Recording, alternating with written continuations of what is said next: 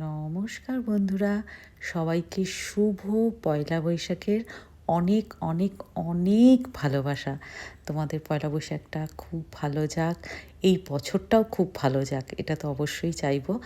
আর দেখো, এই যে মাংস রান্নাটা আমি করেছি, চিকেনটা একদম আগেকার দিনে সেই মারা যেরকমভাবে রান্না করতো, রেসিপিটা আমি খুব শিগগিরই দেবো, দেখলেই বুঝতে পারবে। সব কিছু মাখিয়ে কড়াইতে একসঙ্গে চাপিয়ে দিত, ঠিক সেইভাবেই রান্নাটা করেছি। ঠিক আছে, যাই হোক, তোমাদের পয়লা বৈশাখটা কেমন কাটছে আমাকে জানিও।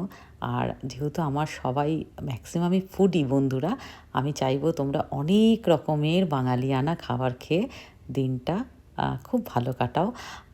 আমরা সেরকমভাবে কাটাতে পারলাম না, শুধু মাংসই খেলাম।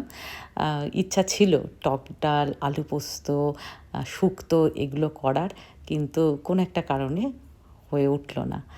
আর চলো, এই পর্যন্ত। সবাই খুব ভালো থাকো, খুব আনন্দে থাকো।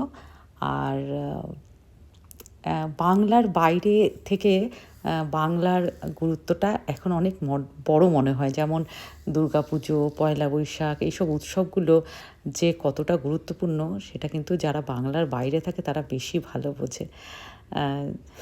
যাই হোক, চলো টাটা। নেক্সট শর্টে বা ভ্লগে খুব শিগগিরই ফিরছি রেসিপিটা নিয়ে।